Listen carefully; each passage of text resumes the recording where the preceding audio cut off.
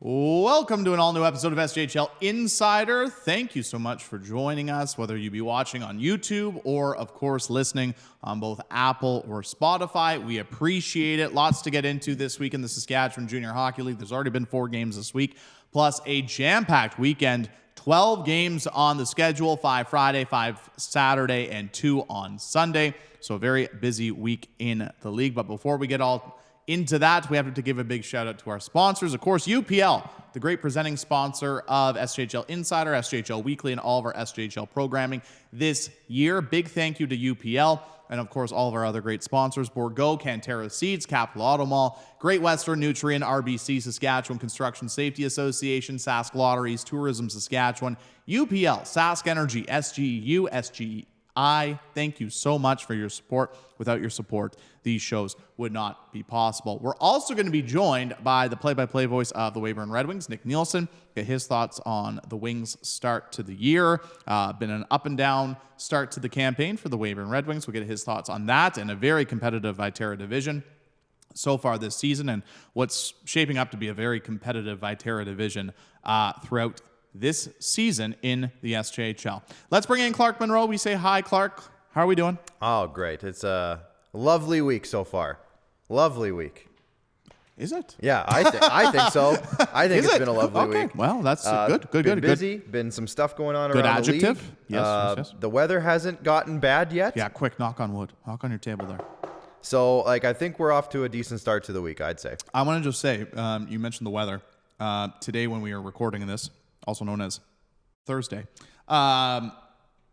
it's supposed to get up to a high of 21 today. Yeah. That's nuts. Yeah. For October 19th. So, yeah, we will take it. I agree, 100%. But let's get right into it, but I'm going to let you do your Thank thing. you. Yes. All right. It is time for our weekly hat trick. I always like to space out the way I say it a little bit differently to just keep those guys on their toes. You know what I would like? I would still like a hat sponsor for the hat trick. You're eyeing my hat over there. have a hat. Please do not grab it. Yeah, but we do need a hat sponsor, so then we can actually not use a animation to throw the hats. Let's just throw them at our valuable cameras. Yeah. That would be that would be way better television. I agree. For the listeners on Apple and Spotify, tough luck. And our production crew would love it. And our production crew would love us even more than they already do. Putting which is not expensive much. equipment in danger Exactly. on a weekly basis. Let's start with the games Tuesday and Wednesday. Yes. We've already had 4 games this week, Clark. So let's take a look at the scoreboard. Tuesday, we saw the Nipawin Hawks. They have a busy week this week. We talk about a busy weekend. Busy week for the Nipawin Hawks. 4 games this week. But they start the week off. 5-2 win at home over the L'Orange Ice Wolves. Humboldt bouncing back after their first loss. An impressive win on the road in Yorkton, winning 7-2 over the Terriers. Then last night, another 2 games, and the Notre Dame Hounds getting their first win of the season. 4-2 over the Weyburn Red Wings. And the Melfort Mustangs also getting back in the win column. 4-1 win at home over the Balfords North Stars. Even though that game was 4-1, I'll say, is 1-0 going into the third period. So another close game between those 2 hockey clubs. And of course, all of our lookbacks are presented by our good friends at Sask Lotteries. Let's start with Tuesday. I kind of teased it there. Nipawin, busy week. 4 games. They're going to finally hit the road, play some teams in the Vitar Division. But to start the week off with a 5-2 win at home over the L'Orange Ice Wolves. And it's interesting, we always talk about the cage being a tough place to play this year, but Nipawin's lost a couple of games already at the cage this year, and the road's actually been more friendly to them. But they can come back home after a couple of losses at the Centennial Arena, and they get a 5-2 win over the L'Orange Ice Wolves, their division rivals. Yeah, you know what? And a couple of big nights from Evan Forrest and McGuire Ratzlaff as well, 3 points each. And, we've seen Nipawin Hawks 5-3-0-1 record right now. And they're in third in their division. That's just how tough that division is. So every division game is, where you can gain some ground or, catch up with the other guys is huge. And for them to go 2 for 5 on the power play, 6 for 6 on the PK, and, get some really good goaltending performances as well. I think it's a nice little combination. And, anytime you can get those 3 things all at once and then a couple of big nights from your big boys, you're usually going to get a W out of it. Here's the good news, though. You mentioned how each divisional game is very important, obviously, but luckily with the way the playoff format is now, it's not as important as say it used to be, say 10 years ago. The division matchups, just with seeding and everything. Even though you said they're third place in their division right now going into the weekend. Guess what? Yes. They're fourth in the entire league. Absolutely. So it's interesting when it comes to that, but they're off to a great start, and now they get to hit the road for 3-3 this weekend, which we'll touch on much later in the show. And then obviously an impressive win for Humboldt. Yorkton, after a good start to the year, has cooled off. They've now lost 4 straight, and now they're looking for answers, and they've kind of fallen back a little bit. Yeah, I mean, just to start on Yorkton, I mean, the new coach, they got off to that kind of nice start. There was a good storyline there, and then they haven't quite found their rhythm yet, let's go with, and that's not necessarily a bad thing. It's not too late in the season for them to get there, and we haven't even passed a month yet. Exactly. We haven't passed a month yet. There's no panic button. Grass is greener on the other side. I mean, there's lots of time for them to get that going again. So, you know what? They have some really great pieces on that team, and I think they will find that at some point here. Where with Humboldt, going back to Humboldt, I mean, they continue, and we talked about this before the season started in our season preview episodes and early in the season. They're just so balanced. Everything about it is balanced. 7 different goal scorers. They're deep. I mean, and they're getting good goaltending, night in, night out from their goalies. And it's such a solid team. We've known this, and they just continue to show that every single night. And here's the interesting thing with Yorkton so far this season is they've played the most home games. Too. I think for me that's the surprising part. Slow start to the year, but you've played the most home games out of anyone in the SJHL. They played 8 out of their 10 games at the Westline Arena in Yorkton, and they're 2-4, 1-1 at home, which obviously is something they'll want to turn around moving forward because you want your home rink to be a difficult place to play. Yeah. Moving on to Wednesday, just quickly, good for the Notre Dame Hounds last night, picking up a 4-2 win over the Weyburn Red Wings. Of course, we'll talk to Nick about that and get his thoughts on the game, but the Hounds definitely looked a lot better last night. Obviously, they scored 3 goals on 9 shots in the first period. Eric Kale ended up getting the hook, and then Daz Mitchell was forced to come in relief. But for the first time this season, the Hounds opened the scoring. And for the first time this season, the Hounds actually got to play with the lead. And we always talk about playing with the lead is a lot easier than playing from behind. Oh, absolutely. I mean, yeah, especially when it becomes a trend. And I think that's the really tough part is, sometimes with a season, the way Notre Dame's has started in the first 10 games, there's that, self-defeating attitude sometimes that kind of starts to creep in. I'm not saying it happened necessarily to Notre Dame necessarily, but, you start to get behind early every single game. It just kind of, you start beating yourself up a little bit. Sure. And, I think to get out to that early lead, it's an automatic boost for everybody. Morale, effort, energy, that's huge. So, hopefully for them, this is something they can continue to do and build off of this. And I got to say, I was at that game last night, and in his first game with the Hounds, Cole Weyburn looked awfully good for the Hounds, and he was playing on a line with Carson Bayless and Mateo Speranza, and the 3 of them combined for 6 points in the win. Weyburn had a goal and an assist, Bayless had a goal and an assist, and Speranza had 2 assists. And it looks like now, early on, obviously that was Wyburn's first game, but that top line already has some good chemistry going, and obviously the Hounds will look to try to continue that. Moving into Friday, and then obviously for Melfort, bouncing back after a tough loss in Kindersley, where they fell 5-4. They get back in the win column with a nice 4-1 win over, I would say, one of their bigger rivals, the Balfords North Stars. Yeah, absolutely. These 2 teams have been battling for a couple of years now, so must have felt good for Melfort to, it's maybe not with the Battlefords North Stars that are 5-5. It's maybe not like the biggest test in terms of record versus record, but it's always a good test when these 2 teams get together. So for Melfort, that was a big win for them to kind of continue to put their stamp on this season night after night. They're still 8-1 on the year. They're still performing very well. They got some great numbers from their guys, and they were 0-2 on the power play, but they only got 2 chances. I mean, that's a small sample size, and I think that they're going to come away from that one really happy. Anytime you can take a couple points out of Battle or away from Battleford, it's never going to hurt your feelings. Yeah, and now Melfort 6-0 at the Northern Lights Palace so far this season. There you go. Which is the best home record thus far. Obviously, everybody's played different amount of home games, but that is the best home record in the Saskatchewan Junior Hockey League. Moving on to point 2 in the hat trick. Last week we highlighted just the top scorers in the league. Let's take a look at the top 10 defensemen in scoring so far this season. And obviously, there's 2 major front runners right now with Connor Toohey and Noah Houle. We saw Noah Houle last week for the Flin Flon Bombers when they came down south. And I mean, Connor Toohey just coming off a week where He was named SGU MVP and Super U Defenseman of the Week. But there's a lot of good defensemen in the Saskatchewan Junior Hockey League this year, similar to last year. And we're I would say we're seeing a good amount of obviously players, putting up points here early. You're seeing a bunch of players already point per game or more. Yes. Yeah, exactly. And you know what? That's a trend we kind of saw sort of near the beginning of last year, and then that kind of faded away as, defensemen, though it's a different world for defensemen. Sure. But to see this many early on, putting up those nice numbers, you love to see it. And I noticed that 2 members of Team Clark for the SJHL Fantasy are in the top 6. So Ronan Buckberger and Felix Allard. I'm just going to say big shout out to those 2 guys. But we were making a reference to an old 90s video game before the show, Jeromy, Ken Griffey Jr. Slugfest. Not a sponsor. But why would they be a sponsor? Hey, that game came out in the 90s. Maybe they're making a comeback. I don't know. But I'm looking at Connor Toohey and Noah Houle right now as like the Sammy Sosa, Mark McGuire of the SJHL, where they're almost doubling up everybody else. They are for the most part in terms of points.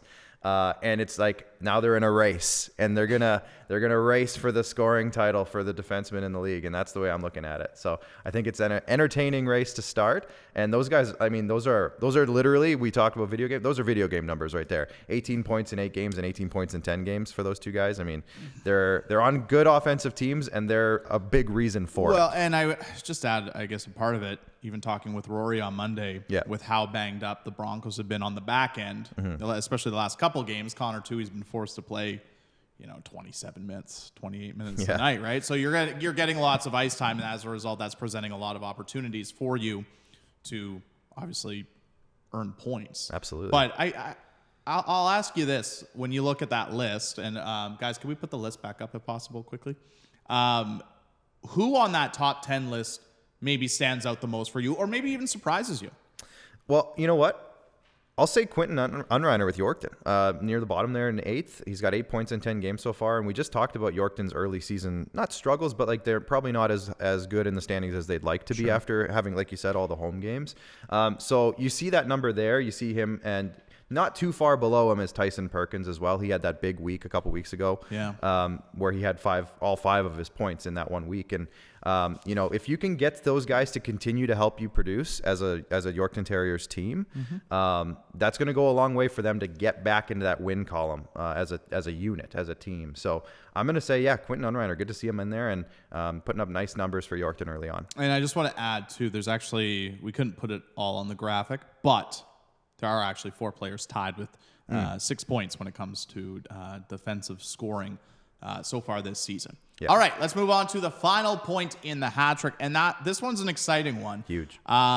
We have to congratulate head coach and GM of the Humboldt Broncos, Scott Barney, named head coach of Team Canada West for the World Junior A Challenge. Very exciting news. It was announced yesterday, which is Wednesday for whatever day you're listening to this podcast. But a huge congratulations to Scott Barney for being announced as the head coach. And he was an assistant coach with Team Canada West in 2019. So he gets the call to go back and now be the head bench boss, which is really exciting, obviously, for the SJHL moving into the World Junior A Challenge, because part of it, like, I know last year we saw Braden Klamosko go as an assistant. So to keep that train going for the SJHL sending coaches, it's going to be a great experience and obviously a great honor for Scott Barney. Yeah, I mean, well deserved. I mean, he's been nothing but consistent in his entire time in the SJHL, and with his NHL background as well, it's just it's a great overall sign for the SJ, and just continues, like you said, the trend of the SJHL's involvement in that tournament and our impact on that tournament. So can't wait to see what he can do there with that team. It's always a good team, so I can't wait to see how he gets his hands on it and makes his impact on that team. And for the SJHL's standpoint, hopefully this means that there will be more than one SJHL player on the team this year. Let's make it happen. Because Zach Summers was the lone player on the World Junior A Challenge Team Canada West last year for the SJHL. Hopefully that means there's more. Yeah. But it's interesting how they do it now, because I was talking with Rory about it, and how with the World Junior A Challenge, they remember back when we were about 8 years ago, they did a training camp and everything like that to do cut downs and everything, and now it's just you name a roster. Name a roster. So it's always interesting how they're going to, be able to evaluate and name your team. But again, congratulations to Scott Barney, named head coach and just head coach, I should say, of Team Canada West, the World Junior A Challenge. And before we get to our guest, I also have to give a big shout out to our good friend Nugsy for his article on Saskatchewan's Finest, which was posted yesterday. His latest episode was on Dakota Odgers. Yes. Former Yorkton Terrier. Another shout out to the Yorkton Terriers. Hey, Yorkton. Former Yorkton Terrier, obviously spent a lot of time in the Western Hockey League as well. But he's now an official both in the SJHL and the Western Hockey League. So if you can, go to sjhl.ca and see the latest episode of Saskatchewan's Finest. It's very good. And this is actually a great segue, because another person that was highlighted in Saskatchewan's Finest is our guest today. What? And that being the play-by-play voice and marketing man with the Weyburn Red Wings, Nick Nielsen, as he joins us. There he is, live from his office. He rushed back to his office from a big business meeting because he's a big business guy. Nick, how are we doing today? Things are going well here, Jeromy. How are things your way? Hey, we get to talk hockey, and we get to talk hockey with you. Hey, before we get into last night's game and everything, Weyburn Red Wings, what did it mean for you for Nugsy to do that nice little piece on you? Yeah, I've been asked about that a few times now here, and I can't show enough. I can't show enough appreciation to Nugsy for that, because I know the quality of people that he's interviewing for that. I mean, Braden Klamosko, the first guy there, is somebody who I grew up watching in the SJHL, and Dakota Odgers has obviously done some great stuff, and I have an idea of a couple people who he's going to be looking into as well. So to think that he even considered me for that series, let alone wrote something up for me for second in the series here, is pretty dang flattering. So yeah, and I had a mutual friend of ours actually text me yesterday asking how much you paid Nugsy to get that article written about you.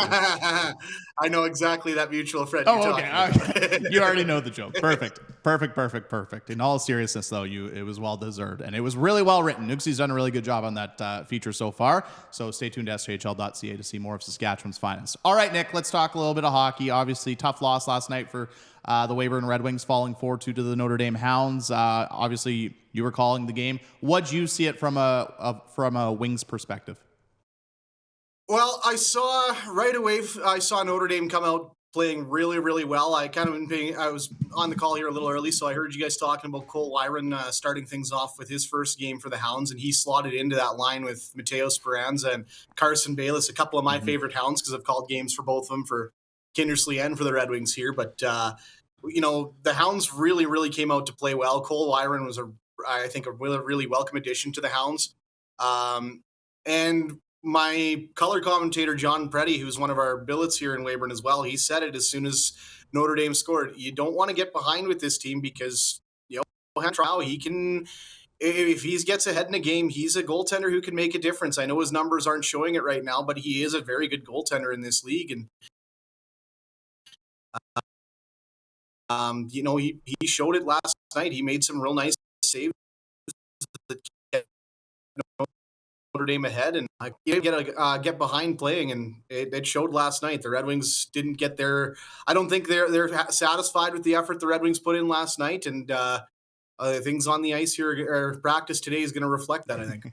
Fair enough. Yeah, I'll definitely echo what you said. That number one line for the Notre Dame Hounds definitely was clicking last night, and they were playing super well. I do want to ask you, though, I'll say this. It might have not been a great contest for the Weyburn Red Wings last night, but I'll tell you what, there was one Weyburn Red Wing who stood out, and that was Daz Mitchell, once again coming in relief of Eric Kale.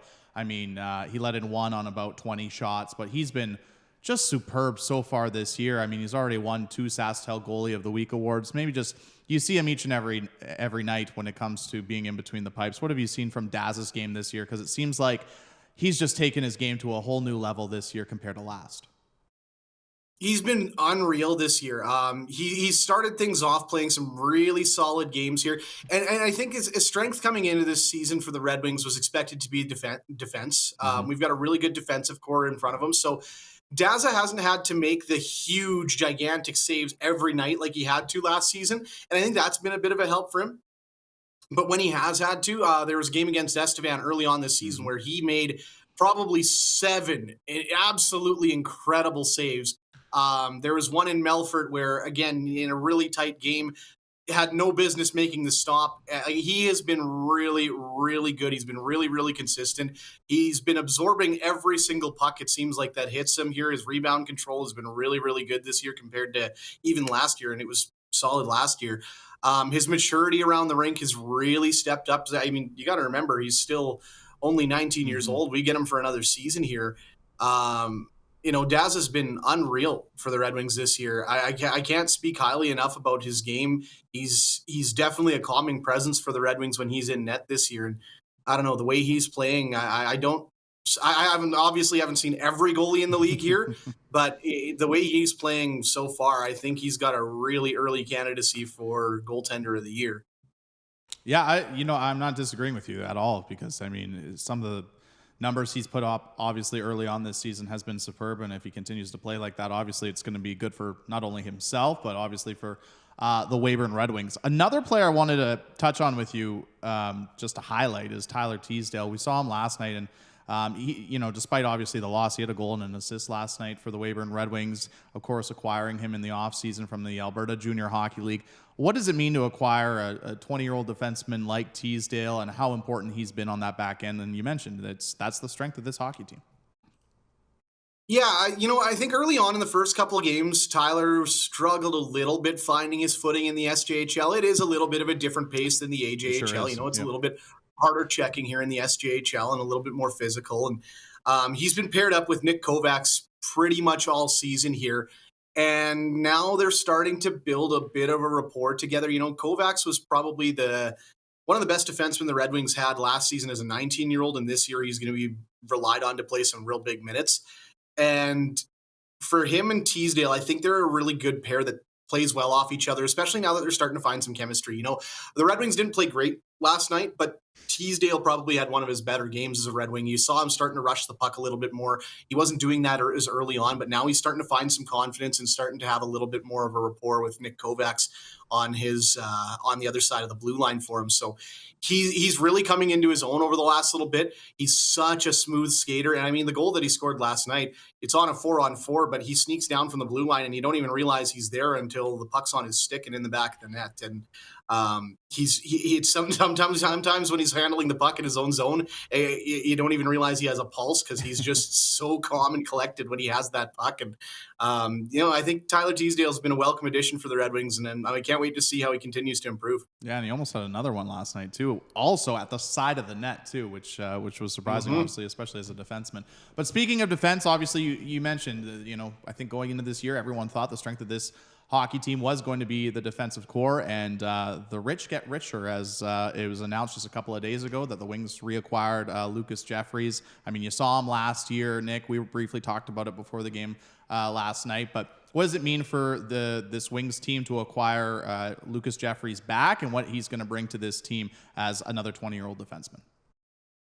Yeah, so we have a lot of strength at our blue line. I've already talked about Tyler Teasdale, Nick Kovacs, of course, Nolan Henderson back there as well. Kovacs and Nolan Henderson, they're both guys who, they can throw some big hits time to time, but I don't think there's anybody that we have defensively right now that's quite like Lucas Jeffries. Jeffries will throw you hits consistently. He's going to throw some big hits, and he brings just a degree of sandpaper, I think, that is missing a little bit on the Red Wings blue line. He's a really, really well-loved guy in the room. And I'm really, really excited to see him back here for the Red Wings. Jeffries he brings something that the Wings don't have on that blue line right now. There's a lot of skill. There's a lot of great shutdown defensemen. I don't think there's anybody who's quite as physical as Lucas Jeffries is. And so for him to be back and him to be another year older and another year stronger, and he looks like he's gotten stronger here since the last time we saw him here in Weyburn, I think he's going to be a real welcome addition again. And I'm really looking forward to seeing him get in the lineup here on Friday against Nipwood. For sure. And, it'll be a big boost, obviously, to a very competitive Vitar Division. I mean, we were talking about it. We've talked about it on both of our shows, and I think there's been a lot of chat league-wide. When you kind of look at this Vitar Division, obviously a month into this season, just how competitive it is. We're seeing both, obviously, the Yorkton Terriers And the Melville Millionaires getting off to much better starts than they did last year, being nice and competitive. Estevan off to a bit of a slower start. What do you make of this Vitar division this year? And I mean, right now, the 4 teams are separated by 4 points. Yeah, I said at the start of the year, I think this Vitar division might be overall the closest in the league here. Maybe not necessarily the toughest, but definitely the closest score-wise. We knew Estevan probably going to be good this year, and I know they're only at a 3-4-1 record, but we're expecting to see something coming out of them. I'm sure they're going to have an acquisition at some point, and Jason Tatarnik usually finds a way to bring somebody in that'll help bolster that lineup. Yorkton, they got off to a really hard start, and I thought Caleb Allen, the way he started the season off, was going to be another guy who we're talking about as a contender for goaltender of the year. And his numbers have struggled a little bit since that early hot start. But Yorkton's got a lot of guys who've returned and are really good. They're a hard team to play against. Really, really physical. Lots of guys over 6'2", 6'3". And then Melville, they were the question that we weren't sure about coming into this one because, they had a rough year and they finished near the bottom of the league. And Doug Johnson coming into that system there, that the moment he steps onto that bench, that team becomes a contender for making the playoffs there in that bottom half. And they're off to a decent start. I mean, 5-2 record for the Melville Millionaires, very, very respectable. We haven't played them in the regular season yet, so I'm looking forward to seeing what we can do when the Red Wings and the Millionaires face off. But it's going to be a really tough Vitar division this year. I can't wait to see what happens out of it. And it's crazy because you mentioned Melville's 5-2. They've only lost in 1 rink this year, and that's down the Highway 39 in Estevan at Affinity Place. That's where both our losses are. Hey, I got to ask you, though, when it comes to around the SJHL this year, I mean, you're a student of the game. You pay attention to the entire league. Is there anything that's really stood out to you so far a month into the season?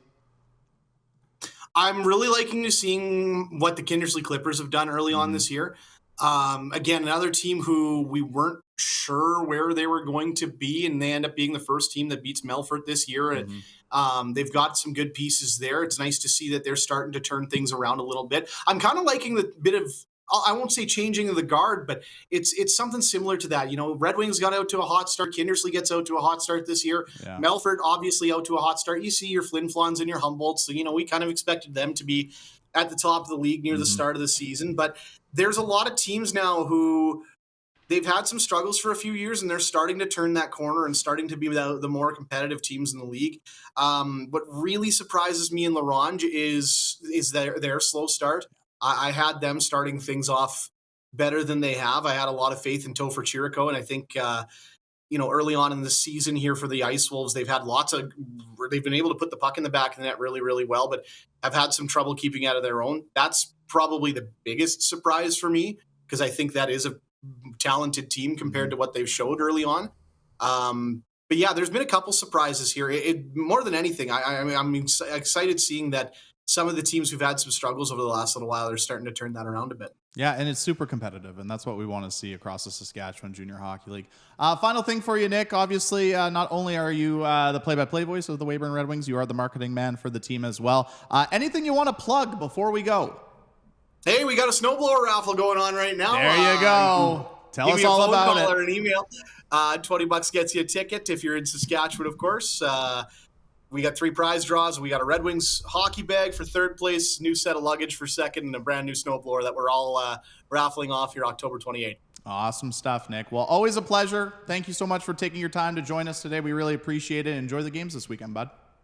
Thanks for having me, folks. All right, that's Nick Nielsen, play-by-play extraordinaire with the Weyburn Red Wings and marketing man himself. Yeah, buy a snowblower ticket. Buy a snowblower ticket, Clark, right now. I love buying raffle tickets. Yeah. We talked about this all season last year, raffle tickets. Yeah. Well, you just go buy a snowblower raffle. I'm going to buy a snowblower raffle ticket. Because who knows? Well, to be honest with you, living in Saskatchewan, you never know when you're going to need it. Luckily, right now, we don't. And you know what? Even if you don't need it, your neighbor might. So, help a neighbor. But here's the thing. You're going to need it around the same time. It's not like it's going to snow at their house and not at yours, For Clark. example, I don't have a driveway right now, but the people across the street have driveways. Maybe you could go help the people across the street. Or you could win it, and then you could do it. Start a business. Or do it for free, out of the goodness of your heart. No, I gotta make that paper. you know. Okay, good to know. Clark's Start not a business. Clark's not a good person, everybody. No, I'm just kidding. I'm just kidding. All right, let's talk about the games this weekend. Let's 5 games Friday. Yep. 5 games Saturday, 2 games Sunday. So let's take a look at all of them. Yep. Let's start with Friday. I'm intrigued for this one. Kindersley and Flin Flon at the Whitney Forum. It's not going to be not just once, but twice up at the Whitney Forum. Weyburn playing host to Nipawin. Of course, Weyburn looking to snap that 5-game losing streak against the Nipawin Hawks, who are playing 3 games in 3 nights. Estevan will take on Notre Dame. That game will be in Carlisle, Saskatchewan. It's a Hounds home game, but it's going to be in Carlisle. Just a heads up, looking at that graphic. It's not in Wilcox. It's in Carlisle. Larange hosting Melfort. Larange trying to get things going, taking on a very good Melfort Mustangs club. And then Humboldt and Battleford kicking off a home-and-home. Then we move to Saturday, and like I said, Kindersley and Flin Flon will duke it out once again at the Whitney Forum. An all Vitar Division matchup, Weyburn against Yorkton. That one being at Westland Arena, and of course the Terriers looking to respond after that tough 7-2 loss on Tuesday. Nipawin continues their trip. They'll battle the other team that wears black and gold, Estevan, on Saturday at Affinity Place, 7 o'clock puck drop. Humboldt and Battleford, second half of that home-and-home. And then Melfort will return to the Northern Lights Palace, where they're 6-0 as they take on the Melville Millionaires. And then finally, Sunday. Pair of games on Sunday. The Nipawin Hawks will wrap up their 3-3 against the Notre Dame Hounds in Wilcox. That one is in Wilcox. Note the start time, 4:30 puck drop. And then Kindersley also wraps up 3-3 as they visit the Larange Ice Wolves. Clark, I ask you each and every week.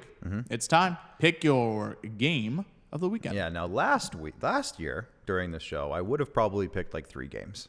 So I'm going to do my best. 3? You'd pick half the games. I pick half the games, let's be honest. But I'm going to pick one.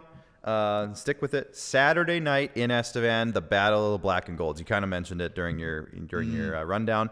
I'm looking at this as a big week for Nipawin, which could go, well, they already started it off on a good foot, so that's a good start. But this could be a good skyrocketing week for them if they have a solid 3-3 down south. It's a hard trip for them, but if they do well, it could be a big kind of boost of momentum for them. And in the other vein, Estevan is trying to get back up the standings themselves and battle of the black and golds, as well as, for me personally, it's like half my fantasy team. So it just keeps coming back to your fantasy. I mean, that's all he. Let's be real. That's all he cares about. You know, folks. 5 of my players are in that game on Saturday night, so I'll be keeping an eye on that game as well. But that's the one I'm focusing on this weekend. Okay, and mostly because your fantasy team. Mostly because of my fantasy team. Got it. Okay, mine is also on Saturday, but it's at the Northern Lights Palace. In Melfort. I'm glad you said it, because that was going to be one of my other ones. Personally, I'm really liking the Melville Millionaires in their start to the season. I really am. Even in their losses, they've looked like a very good hockey team. Yeah. And Doug Johnson's done a really good job early on this season. And that's the thing. They have played the least amount of games out of any team in the SJHL right now. They're 5-2. Yeah. They got only played 7 games, and then they only play 1 game this week. However, I alluded to it on Monday's SJHL Weekly, which, of course, you can go back on our YouTube channel and watch. But the next 4 games, we're going to get a real good idea of, I guess, where this Melville Millionaires club is, because I don't want to say the start of the season schedule was easy, but it was easier.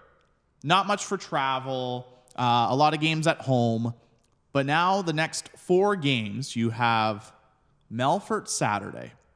You're home to Melfort on Tuesday. And then you go up to the Whitney Forum for 2 games against the Bombers. Is that a fun time, Jer? It's a fun time.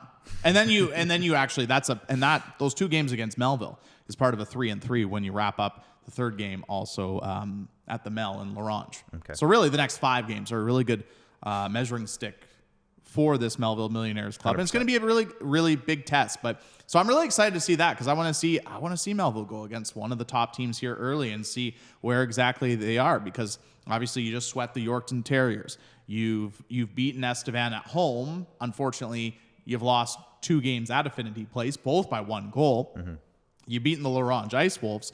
They've played a lot of close hockey games, and I just want to see if that trend is going to continue against a very good Melfort club and a very good Flin Flon club, and see how they stack up against them. Yeah. And they've played so well this year, and it'll be interesting to see how they just go up against some of the top teams in the league. But also interesting because they'll actually get to play some more games. Yeah, just get them on the ice. I mean, come on. I mean, But after you know what it means when you don't play very many games early. It means you have a busy schedule coming up at some point, and so that's Sure. going to catch up at some point to them, obviously. But that's for now. Well, that's what I mean. After this Saturday, then you play 4 games the following week. Yeah, you get busy. You play Tuesday, Friday, Saturday, Sunday. So Yeah. That is my game of the weekend. The Melville Millionaires visiting the Melfort Mustangs, but a lot of good contests tonight, Tons. or this weekend, I should say, in the Saskatchewan Junior Hockey League. So be sure to get out to your local rink to check out all the action. Of course, if you can't make it out to your local rink, be sure to go and get your Flow Hockey subscription. You can watch all the games on Flow Hockey, your favorite team, even if you just want to watch another game from the league. I will say, I don't know. I don't have this confirmed yet.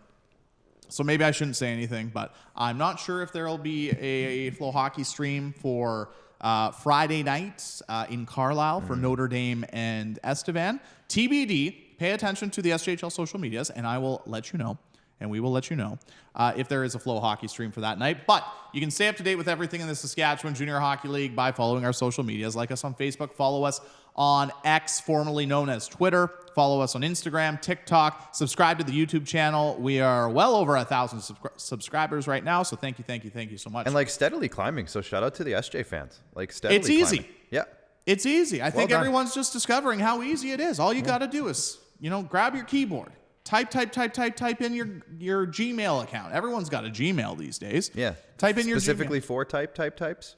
Sure. Okay. However long your email is, Clark.